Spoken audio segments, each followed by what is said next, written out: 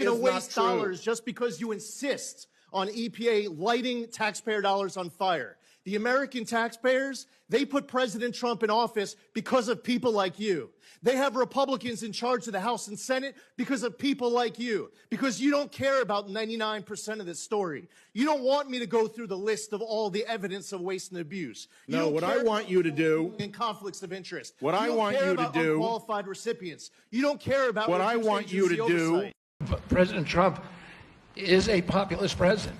He's a president. He's blamed for giving money to billionaires and all this stuff. We hear about that all the time. But he is on the side of the middle class, the working class, the poor in this country. People. It delivers its first report on childhood health. Here are just some of the alarming findings, and they really are alarming. It's unbelievable, terrible. More than 40% of American children now have at least one chronic health condition. Since the 1970s, rates of childhood cancer have soared in many cases by nearly 50%, 50%. Well, in the 1960s, less than 5% of the children were obese. Now over 20% are obese. A few decades ago, 1 in 1, think of this one. This is, to me, the one that gets me every time, and it seems to be getting worse. Just a few decades ago, 1 in 10,000 children had autism. Today, it's 1 in 31. Last time I heard the number is 1 in 34, right? Now it's 1 in 31. There's something wrong, and we will not stop until we defeat the chronic disease epidemic in America. We're going to get it done. For the first time ever, this report examines some of the root causes that many believe are making our children sicker and our population sicker, I guess. It just doesn't stop with the children. It's our population also, such as the ultra-processed foods, over-medicalization and over-prescription and widespread exposure to potentially toxic chemicals. Unlike other administrations, we will not be silenced or intimidated by the corporate lobbyists or special interests. And I want this group to do what they have to do. We have to spell it out. In some cases, it won't be nice or it won't be pretty, but we have to do it. When you hear 10,000, it was 1 in 10,000, and now it's 1 in 31 for autism. I think that's just a terrible thing. It has to be something on the outside. It has to be artificially induced. Has to be. Republicans just passed their big, beautiful bill by 1 vote, barely passed it. I know a lot of libertarians have a problem with it. Trump rationalized this by saying, yeah, I'm increasing the debt, but this is going to be the last time, I swear. We'll see how that plays out. But, enough of that. I want to make this video about how Donald Trump is exposing, actually, I think anti-Trumpism is exposing the hypocrisy of the Democratic Party. Because these people, they don't believe in their principles because of some moral or ethical position. They pretend, or they show that Democrats are more about optics than actual reality, right? Democrats, day and night, I've been hearing it all my life growing up as a kid from South Florida, that Democrats know how to govern unlike the Republicans, right? And everywhere I look to see if that is the case, it's not. It's not true. You operate on budget shortfalls. Your states usually have the highest crime, right? You have the highest taxes, but you get marginal outcomes out of it. You tax people to death, like in New York, they're taxing you to drive into a city using a bridge. They tax you. Like, come on. And it just shows how inefficient the Democrats are at actually solving problems. As you saw from the intro, Trump laid out some of the concerns about the health outcomes made by pharmaceutical companies, food companies, and look at the outcomes that's causing the unhealthiness of our citizens. Are Democrats doing anything about it? No. They play optics, though. They act like they're doing something about it, but in reality, they're doing nothing. And it makes you remember this phraseology that every accusation is a confession when it comes from a Democrat, because the end result is, and I think this is one of the reasons why Democrats are so unpopular, is people are starting to understand and see the Democratic Party as nothing more than a party that pretends to be good, that pretends to act in the best interest of the American people. Because what Donald Trump just laid out, the best interest of the American people is to review our current system and remove things that don't work or are not effective. But instead, as you see time and time again, that's why I show you Lee Zeldin, You have Democrats blindly defending these institutions, even though they're giving or producing poor outcomes. They don't want any scrutiny. They don't want any review. They don't want any change on these systems. But they swear that they're the party of change. No, there wasn't. They're the party of everything stays the same. And that's what Kamala Harris represented when she ran. I would not do anything differently than Joe Biden. That's what ended her career. That's what ended the Democratic Party's chances of winning the 2024 election. But instead, they want to try and gaslight the American people, saying, oh, American people didn't want to vote for Kamala Harris because she was a mixed race, black, whatever she calls you, mixed black, some say, woman. Because America was sexist and racist. That's why she lost the election. Dumb argument, dumb statement. And these emotional voters don't understand the hypocrisy of the Democratic Party. And Dean Phillips is someone is someone that I congratulated and say he was the only one that was truthful about the current state of the Democratic Party, and nobody wanted to listen to him until now, until this book came out. And I want to show you a clip of a congresswoman called Nina Turner. Now, I don't agree with Nina Turner. Nina Turner is a progressive as hell. But when she's diagnosing the problems of the Democratic Party, I agree 100%. This is what I care about the most, Leland, is that the Democratic Party proved itself to be hypocrites. And two things that people cannot abide, hypocrites and liars.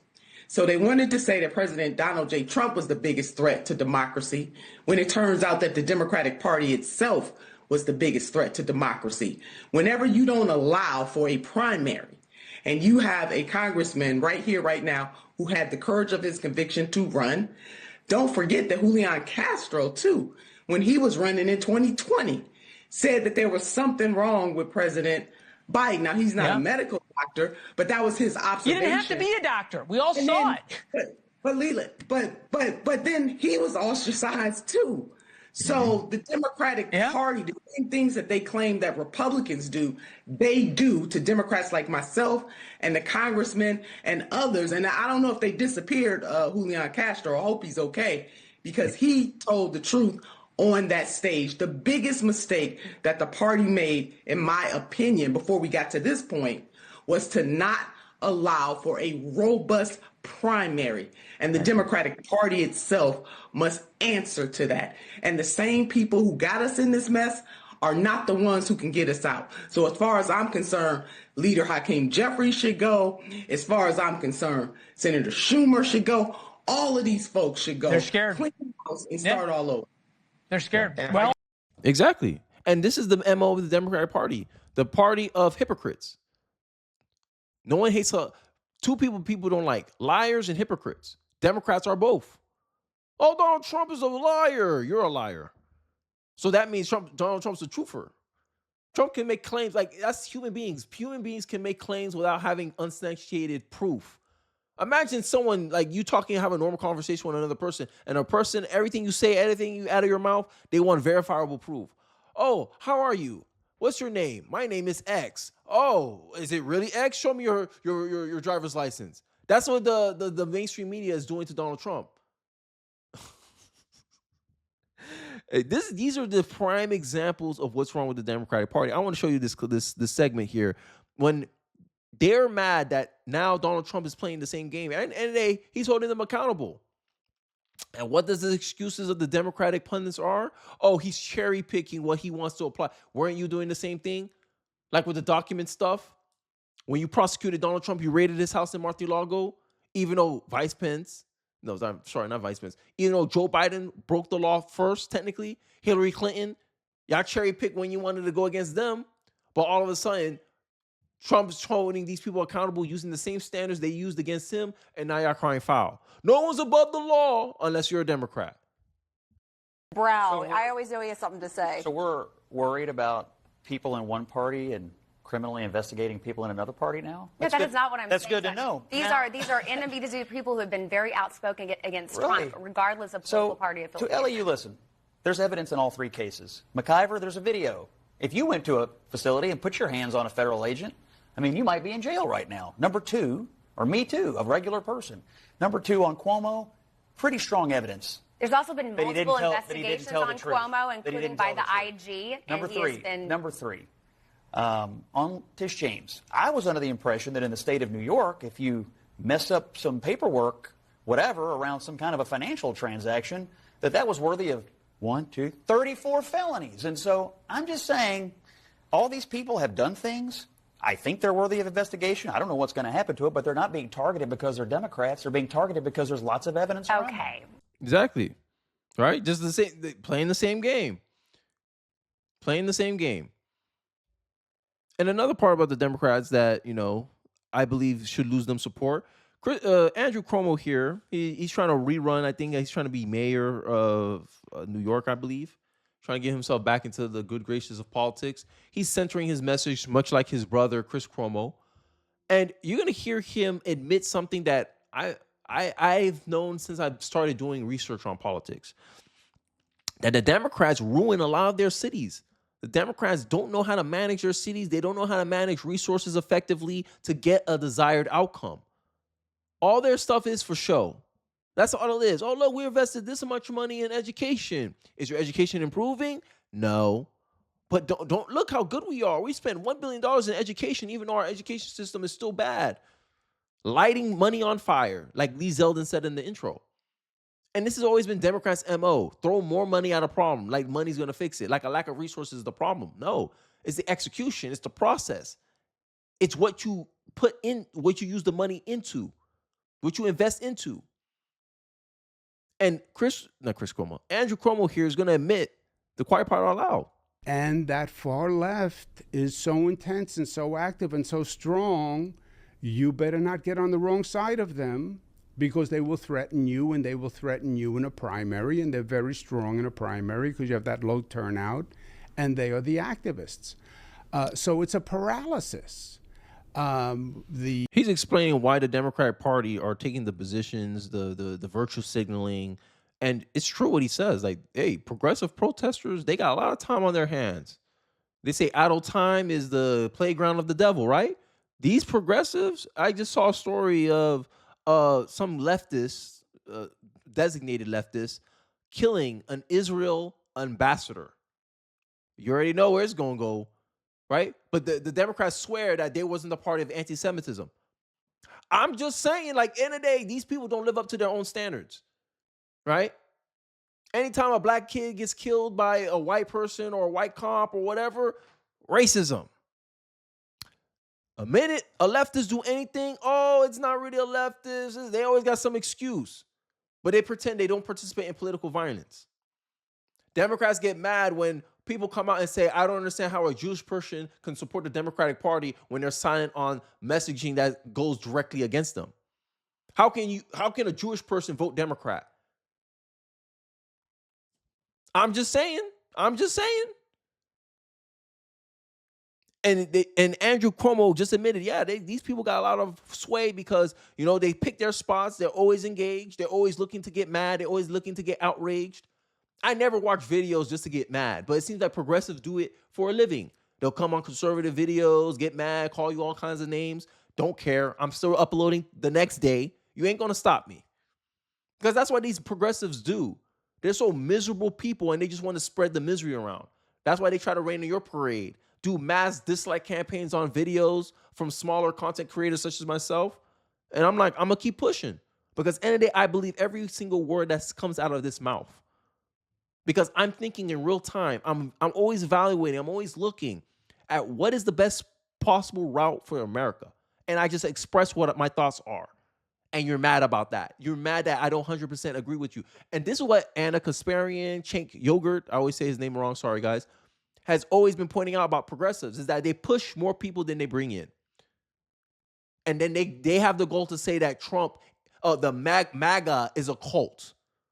But you got people on the progressive left that will demonize and shame anyone who take even a toe of a different opinion. Unless it's perfect, right? The perfect is the enemy of the good. Unless it's perfect, we're not going to do it. And we're going to side with the advocacy community opposition whenever we can. And we get absolutely nothing done. And you see a deterioration of conditions. And people say, why? And you're all Democrats. And I went to Los Angeles, and all I saw were blue tarps everywhere, and homeless living under bridges, etc. And I'm afraid to walk down the street. And it's all Democrats who are in charge. And there's no one else to blame. It's you. And you want to point fingers internally, that does nothing for me. It's still you.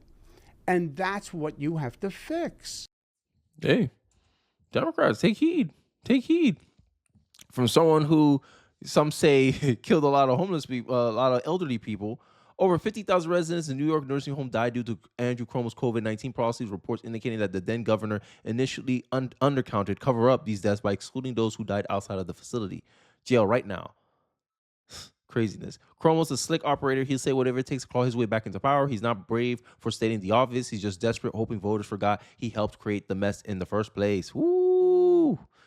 This is craziness. But I there's something I want to show you guys, is that you're delusional if you think anything the government has done the last 50 years has made our country better. We are taxed to death, poor, more unhealthy, more dangerous, more expensive, more divided. Our food, water, air is heavily manipulated, and yet they ban and restrict. The U.S. has the third highest murder rate in the world. If you remove Chicago, run by Democrats, Detroit, Democrat, but now it's shifting to the right, but it's seen as more of a central state. Washington, D.C., Democrat. St. Louis, Democrat. Philadelphia, mixed bag, but heavily leans Democrat. The U.S. will be considered one of the safest countries in the world. All 5 cities mentioned have strict gun control laws and are controlled by Democrats. Andrew Cuomo has a case there. Outcomes. Because when you start focusing on outcomes, it's hard for Democrats to emotionally manipulate you. But, I digress. Let me know your thoughts and opinions in the comments section below. Do you believe that Donald Trump is truly a populist president? I do. He's more populist than anything the Democrats have right now. And I'll debate that with anyone on that point. Because he's actively doing things. He's actively putting on a team, regardless of political affiliation, that they're trying to get an outcome. They're not trying to sit here and look good. They're not trying to look perfect, right? Trump mess up with all the cutting the stuff and Democrats are pouncing on it, but it doesn't matter. We know what his goal is. We know what he's trying to do. We see that he makes the adjustment in real time when he is presented with new information. That's all we want from an administration, an outcome-driven administration. And that's what MAGA represents. That's what American First represents, regardless of political party. But I digress. Let me know your thoughts and perspective in the comment section below. I'll be interested to hear what you guys have to say. Don't forget to like, comment, subscribe. Please share this video if you feel so inclined. It really does help me out in the algorithm. And I'll catch you guys on the next one. Peace.